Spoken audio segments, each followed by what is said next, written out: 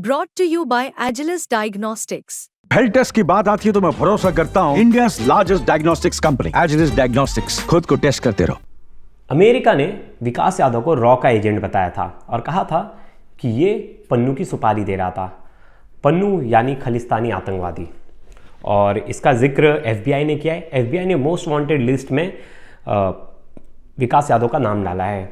पर सवाल अब ये उठ रहा है एक खबर के बाद, क्या विकास यादव के लॉरेंस से भी कनेक्शन थे और विकास यादव को लेकर क्या क्या जानकारी है। विकास भारत में कब कब रहा, उसे पुलिस ने कब अरेस्ट किया, वो क्या रॉ के लिए काम करता था, वो किसी एजेंसीज के साथ था। इन सब की जानकारी हम इस वीडियो में विस्तार में चर्चा करेंगे। नमस्कार, मेरा नाम है प्रवेश पांडे और आप देख रहे हैं क्राइम तक।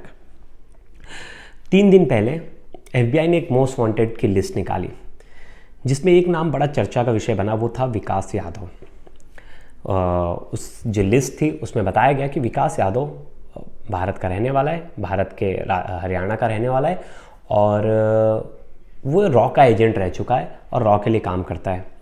और सीआरपीएफ की एक उसकी तस्वीर लगाई गई है जिसमें मिलिट्री यूनिफॉर्म में दिख रहा है। फिर उसकी 2 नॉर्मल तस्वीरें लगाई गई हैं उस वांटेड लिस्ट में, जिसके बाद चर्चा शुरू हो गई कि विकास यादव कौन है, उसके क्या ताल्लुक़ हैं भारत से और क्या कुछ है। तो पहले हम डिस्कस करेंगे कि जो एफबीआई है और जो वहाँ की कोर्ट है, अमेरिकी कोर्ट, उन्होंने क्या क्या बातें कही हैं उनकी जो चार्जशीट में। अब इस वीडियो में हम जो भी बात कहेंगे वो अमेरिका की तरफ से कही गई बातों को बताएंगे कि उन्होंने चार्जशीट में लेके विकास यादव को लेकर क्या कहा है। तो उनका साफ साफ कहना है कि विकास यादव ने पन्नू को मारने के लिए, मतलब पन्नू की हत्या के लिए पूरी साजिश रची और एक सुपारी किलर्स को हायर किया अमेरिका में। तो उसकी शुरुआत होती है मई 2023 में। विकास यादव यूएस में निखिल गुप्ता नाम के एक बिजनेसमैन को मिलते हैं। निखिल गुप्ता का गुजरात में केस चल रहा होता है, तो निखिल गुप्ता से डिस्कस करते हैं कि तुम हमारे लिए सुपारी ले लो और अगर तुम ये काम कर दोगे तो भारत में तुम्हारे खिलाफ जो केस चल रहा है उस केस को निपटा दिया जाएगा, मतलब बंद कर दिया जाएगा, तुम्हें उसमें आज़ादी मिल जाएगी। ऐसा अमेरिकी एजेंसीज़ ने अपने चार्जशीट में दावा किया है। अब इसके बाद 29 मई को ऐसा कहा जाता है कि निखिल गुप्ता जो विकास यादव है उसकी बातचीत में आ जाता है और उसकी बात मानने लगता है। फिर निखिल गुप्ता ढूंढना शुरू करता है कि पन्नू की हत्या कौन कर सकता है अमेरिका में, क्योंकि ये छोटा जॉब था नहीं। पन्नू भी बड़ा फेमस था और खालिस्तानी इतना बड़ा आतंकवादी है, खालिस्तानी संगठन जो है उसे भी वही चला रहा है और भारत के देखते ही हम आसपास कभी भी भारत के खिलाफ ही बोलता रहता है। भारत के खिलाफ कितनी सारी प्लानिंग रची है उसने और उसका नाम भी आया, एनआईए ने लिस्ट में जारी की थी। लेकिन वही बात है, जो भारत के लिए पाकिस्तान मतलब अमेरिका का एक सीन है, उनके देश का आतंकवादी कोई भी देश में वो आतंकवादी हो, लेकिन जब कोई दूसरे देश का आतंकवादी है तो उसको वो आतंकवादी नहीं घोषित करेंगे। ये बड़ी बड़ी मतलब एक तरह से कहा जाए कि दोगली स्ट्रैटेजी है अमेरिका की। तो हम वापस से लौटते हैं। 29 मई को निखिल गुप्ता कॉन्ट्रैक्ट किलर के लिए सर्च करता है, ढूंढता है, तो उसको 2 कॉन्ट्रैक्ट किलर मिलते हैं। ये चार्जशीट में जो लिखा है CC2 जिसका नाम दिया गया है। लेकिन निखिल गुप्ता को ये नहीं पता होता है कि जो कॉन्ट्रैक्ट किलर ये हायर करने जा रहा है वो एक्चुअल में CIA एजेंट हैं, दोनों कॉन्ट्रैक्ट किलर। तो 9 जून को 12 लाख रुपए एडवांस वो कॉन्ट्रैक्ट किलर को निखिल गुप्ता दे देता है, जो कि अमेरिकी एजेंट हैं CIA के। और पूरी जो बातचीत, लेन देन की बातचीत हुई थी कॉन्ट्रैक्ट किलिंग की, वो 84 लाख की हुई थी। 84 लाख में पूरा किलिंग का ऑपरेशन हुआ था कि पन्नू को मार दोगे तो 84 लाख देंगे। एडवांस में 12 लाख रुपए दिए गए। फिर आती है 18 जून की बारी। 18 जून में एक खबर आती है कि कनाडा में जो निज्जर है उसकी हत्या हो जाती है।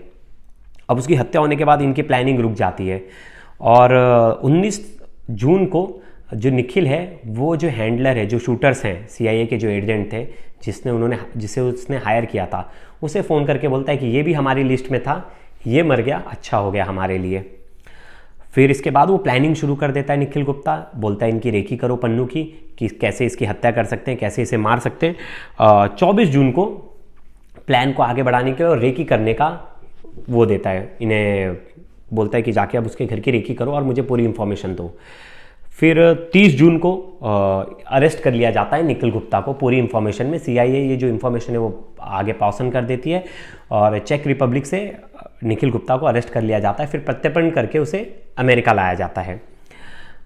अब बात ऐसी होती है कि जब उसे अरेस्ट करके लाया जाता है तो वो नाम बताता है विकास यादव का, और वो पूरी कहानी अमेरिकी एजेंट्स को और अमेरिका के एजेंसीज को बता देता है।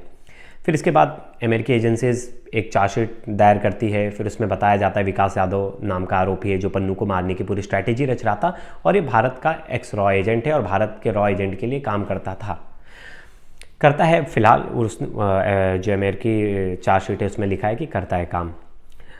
अब विकास यादव एक्चुअल में है कौन, और भारत में क्या इसकी कोई क्रिमिनल हिस्ट्री है, क्या कुछ है, ये हम आगे चर्चा करेंगे। दिल्ली में विकास यादव को अभी कुछ समय पहले 18 दिसंबर को अरेस्ट किया गया था। अरेस्ट किस लिए? एक रोहिणी का फेमस बिजनेसमैन था, उसे किडनैप किया, किडनैप करके अपने पास रखा और उसको मारा, बहुत उसको मारपीट की उसके साथ, उसका चैन छीन लिया, उसके पैसे छीन लिए, और फिर उसे जाने को कहा और कहा कि अगर ये बात किसी को बताएगा तो मैं तेरी हत्या कर दूंगा। लेकिन वो जो बिजनेसमैन था वो चला जाता है पुलिस के बाद, और पुलिस को पूरी कहानी बताता है। तो बिजनेसमैन क्या कहता है कि ये जो विकास यादव है खुद को बोलता है कि मैं एक एजेंट हूँ, सरकारी एजेंट हूँ, लेकिन कभी अपने पद का खुलासा नहीं करता, और वो उसके लॉरेंस के नाम पे धमकी दे रहा था इस बिजनेसमैन को कि हम लॉरेंस गैंग से जुड़े हुए, अगर तू इतने इतने पैसे नहीं देगा तो तेरी हत्या कर देंगे। तो 2-4 बार विकास यादव की तरफ से बिजनेसमैन को धमकी दी गई। धमकी से परेशान होकर विकास यादव से ये बिजनेसमैन मिलना जुलना बंद कर दिया, जिसके बाद विकास यादव ने इसे उठा लाया किडनैप करके और एक गोडाउन में रखा 3 से 4 दिन के लिए। फिर वहाँ से कुछ दिनों बाद इसे छोड़ दिया। छोड़ने के बाद ये बिजनेसमैन तुरंत आता है दिल्ली पुलिस के पास और अपनी कंप्लेंट फाइल करता है, वहाँ ये सब चीज़ें बताता है। तो पहली बार खुलकर आया था विकास यादव का तब नाम 18 दिसंबर को। फिर पुलिस विकास यादव को अरेस्ट कर लेती है। विकास यादव से जब अरेस्ट करती है, विकास यादव से जब पूछताछ होती है तो विकास यादव बताता है कि लॉरेंस के कहने पर उसने ये सब कुछ किया। लॉरेंस की मेन भूमिका थी, लॉरेंस ने मुझे इस बिजनेसमैन की सुपारी दी थी, इससे रंगदारी वसूलने के लिए कहा था।